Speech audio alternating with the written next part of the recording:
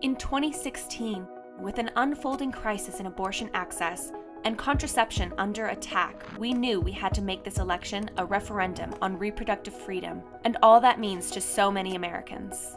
That meant getting started early, knocking on doors a year before the caucuses in Iowa, talking with voters about what's on the line, and gathering support all across the state. We found so much excitement that we expanded our program. In states across the country, we talked with voters about fundamental American values, like respect, dignity, and the liberty to make our own decisions. And NARAL members helped to build the case for leaders to stand up for our reproductive freedom. Human rights are women's rights, and women's rights are human rights once and for all.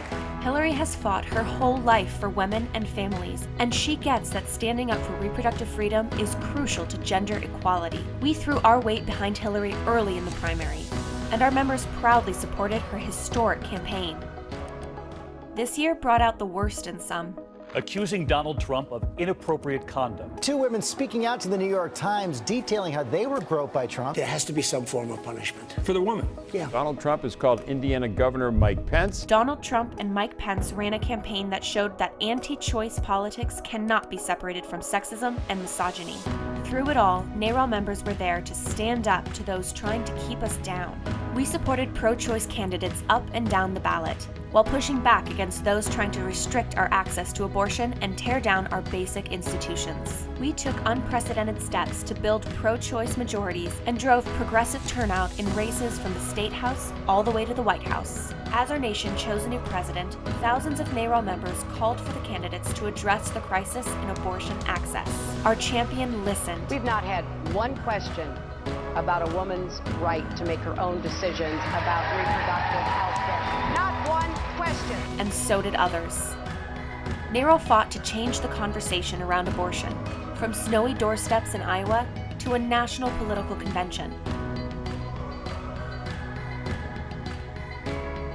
Through it all, we were joined by new allies and good friends. Now, all we've built, all the progress we've made, all that we stand for, as women, as men, as Americans, all of it is on the line. 7 in 10 Americans agree that abortion should be legal and accessible. That's not just a majority, that's a consensus.